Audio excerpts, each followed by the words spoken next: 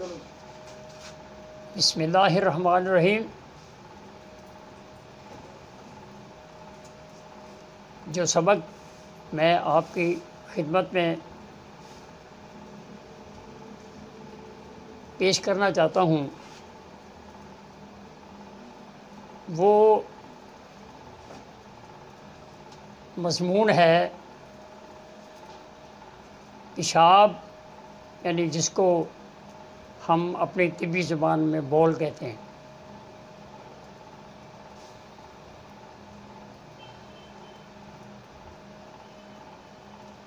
اس سبق کو سمجھنے کے لیے پھر بھی آپ کو تحریک پہلا ایک قدم ہے جو کہ آپ کو سیکھنا ہوگا۔ تحریک کے سبب تسکین ہے۔ اگر تحریک نہیں تو تسکین بھی نہیں، اور اگر تسکین نہیں تو تحلیل بھی نہیں۔ ایسا نہیں ہوتا کہ ایک تحریک شروع ہوئی ساتھ ہی تسکین شروع ہو گئی اور ساتھ ہی تحلیل شروع ہو گئی، ایسا نہیں ہے۔ پہلے تحریک کا ایک درجہ ہے، مدارج ہے، اس کے بعد پھر ایک تسکین کا درجہ یا مدارج ہے، اور اس کے بعد پھر تحلیل کا عمل ہوگا۔ یہاں آپ سمجھ لیں، تحریک کا معنی مفہوم یہ ہے کہ جو چیز، جو قلب جسم میں بڑھ رہی ہے،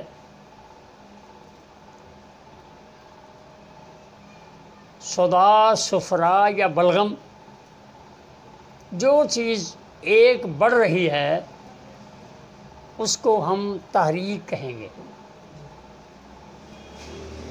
بڑھی ہوئی کسی عضو کی حالت کو ہم لفظ تحریک کہیں گے، یعنی وہ تیزی میں ہے اور وہ اپنی جو اس کے متعلقہ خلط ہے وہ زیادہ بن رہی ہے۔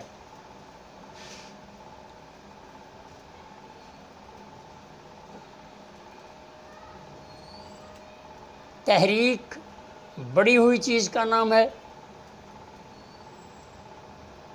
اور اب جو چیز تحریک کے سبب ضائع ہو رہی ہے، کم ہو رہی ہے، اس کا نام تحلیل ہے۔ اس کا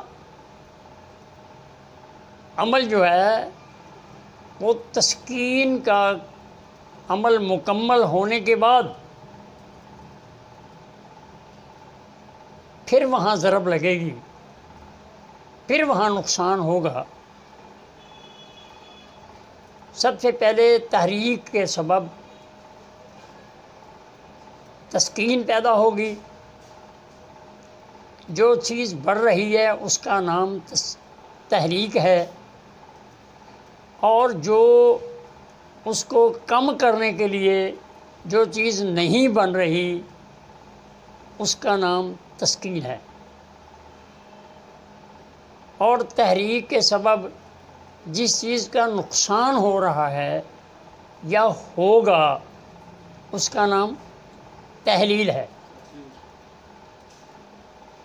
تحریک، تسکین اور تحلیل کا یہ قانون طب کے اندر اتنا زیادہ استعمال ہونا چاہیے۔ میں یقین سے کہتا ہوں کہ یہ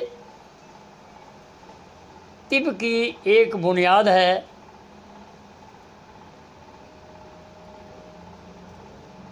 یہ صابر صاحب نے اس بنیاد کو، طب کو سمجھنے کے لیے یہ تین جو انہوں نے نام استعمال کیے ہیں وہ طالب علموں کے لیے، حکماء حضرات کے لیے بہت اہم ہے۔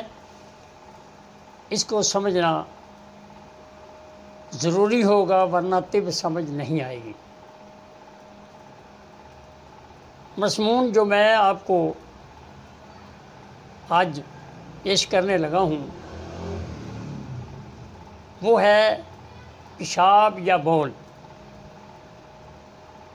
اس کے تین نام جو ہیں وہ آپ کے سامنے میں لوں گا۔ ایک کا نام ہے سلسل بول، یعنی پیشاب کا کثرت سے آنا، زیادہ آنا، بار بار آنا۔ دوسرے کا نام ہے بندش بول، اور تیسرے کا نام ہے تنگی بول، اسرت بول۔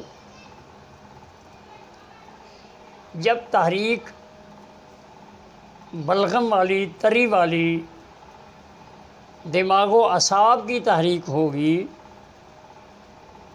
تو پیشاب کثرت سے آئے گا۔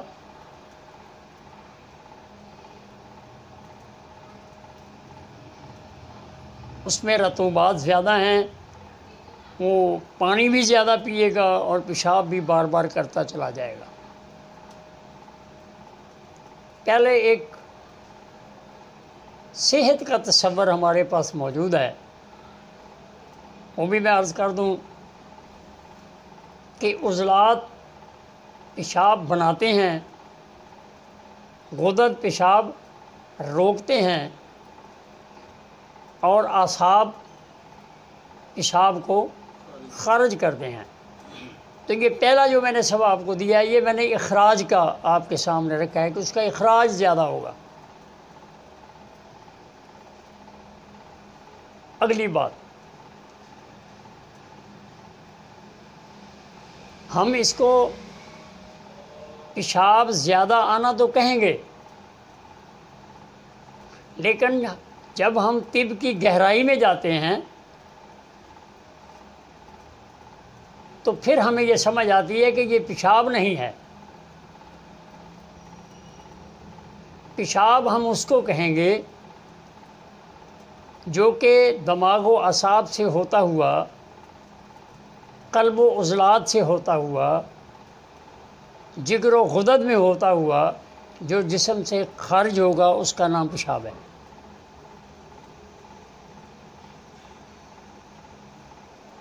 یہ جو کثرت بول ہے، کیونکہ یہ پیشاب والے رستے سے آ رہا ہے اس لیے اس کو پیشاب کہتے ہیں، مگر نہ یہ پیشاب نہیں ہے، یہ اسی طرح ایک پانی ہے جو وہ پی رہا ہے اور وہ دوسری طرف اس کا اخراج ہو رہا ہے۔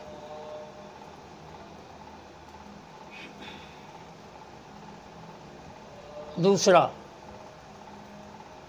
بندش بول۔ بندش بول سے معنی یہ ہے کہ اس کے جسم میں خشکی کا غلبہ اتنا ہوگا، پیشاب بنے گا تو صحیح لیکن وہ پیشاب ضائع ہو جائے گا۔ خشکی کے سبب وہ پیشاب غدد تک نہیں پہنچے گا، اس کے اندر پیشاب بند ہو جائے گا، پیشاب جسم کے اندر کمی آ جائے گی۔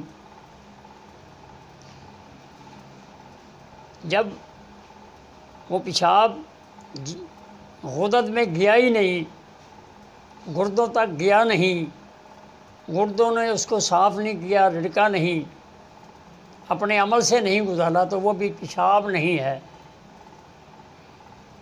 یہ عمل یکدم تو نہیں ہوگا۔ عضلاتی نبض جب تیسرے چوتھے درجے میں جب جائے گی، سوزش کے مقام تک جائے گی تو پیشاب آنا بند ہوگا۔ اس کو ہم بندش بول،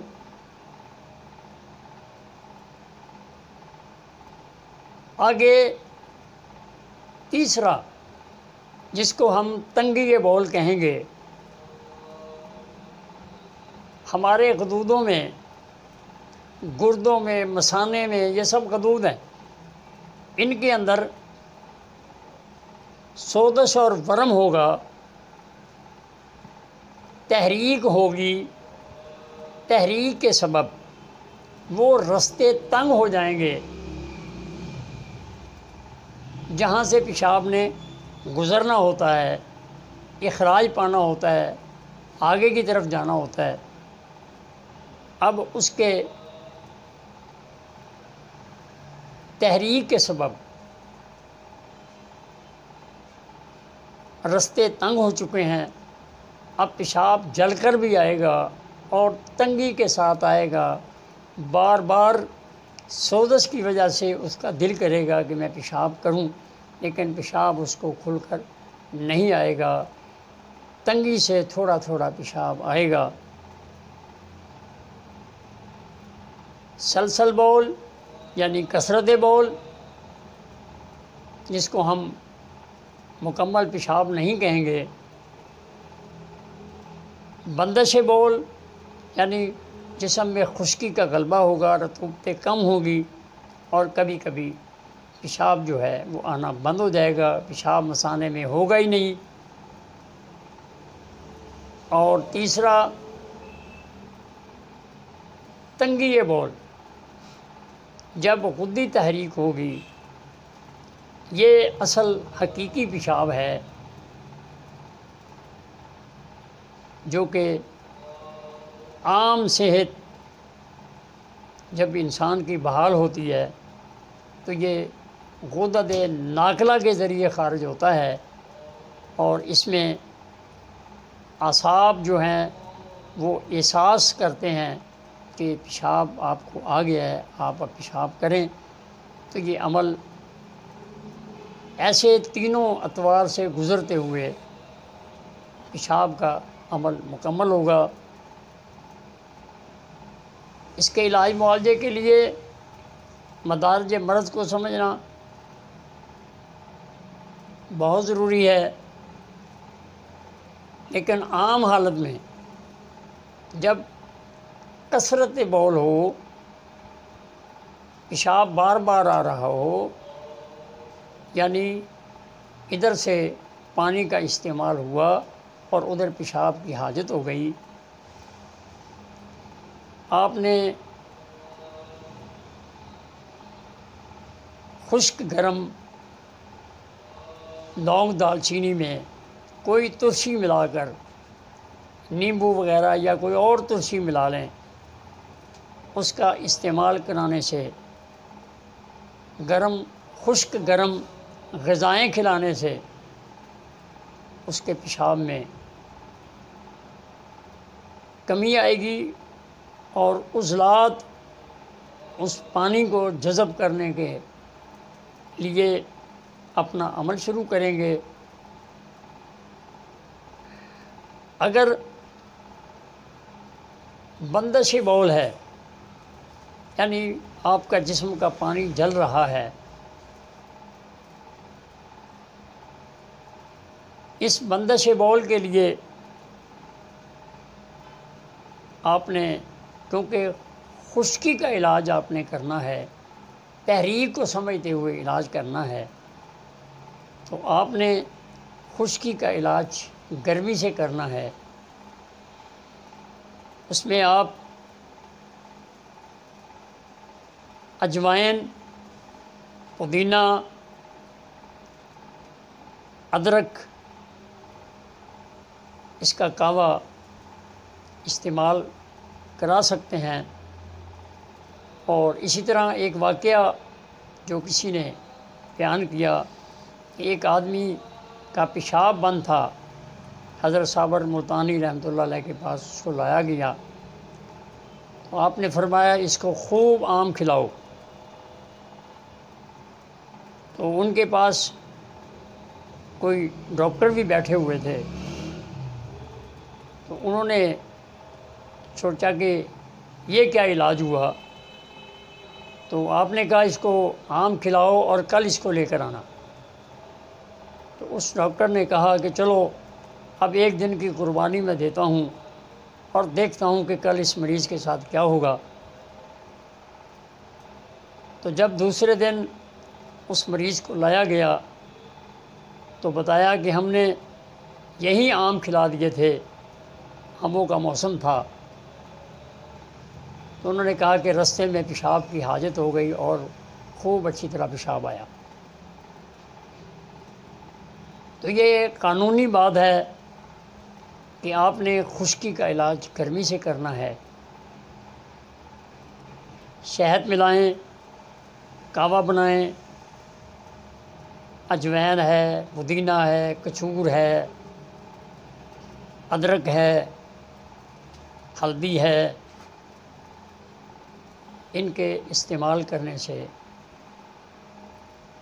بندش بول ختم ہو جائے گا۔ تیسری صورت جس کو ہم تنگی بول کہیں گے، تو یہاں آپ نے سفرا گرمی آپ نے مد نظر رکھتے ہوئے، اس کی تحریک کو مد نظر رکھتے ہوئے آپ نے آگے والے مقام کو تحریک دینی ہے۔ آپ جب بھی اعصابی چیزیں، سفید زیرہ ہے، چھوٹی الائچی ہے، سونف ہے، دھنیا ہے، گلاب کے پھول ہیں، ان تمام چیزوں کا، کاسنی ہے، تمام چیزوں کا استعمال کرنے سے اس کی تنگی بول ختم ہو جائے گی، اور اگر اس کے جسم میں ضرورت محسوس کریں تو اسے مغزیات جو ہیں ان کو کوٹ کر ان کا کہوہ بنا کر بھی پلانا انتہائی مفید ہوگا۔ اور یہ تینوں پیشاب کے سسٹم جو ہیں وہ صحت کے لحاظ سے عضلات پیشاب بناتے ہیں، غدد پیشاب روکتے ہیں اور اعصاب پیشاب کو خارج کرتے ہیں۔ بیماری کی صورت میں یہ تینوں عمل جیسے میں نے سمجھایا ہے ان میں تبدیلی آ جاتی ہے، اور اس تبدیلی کو قانون کے تحت حل کرنے سے مکمل شفا ہو جاتی ہے۔ وما علینا الا اللہ۔ اور اصل جو طب میں سکھانا چاہتا ہوں، آپ کو بتانا چاہتا ہوں، اس کے تو صرف 6 ہی سبق ہیں، وہ آگے انشاءاللہ آپ کو سمجھائے جائیں گے۔ بالکل آپ کو محتاجی نہیں رہے گی کسی بات کی۔ جی آپ اپنی طب کو دلہن کی طرح سجی ہوئی انشاءاللہ آپ کے بیاہ میں آئے گی۔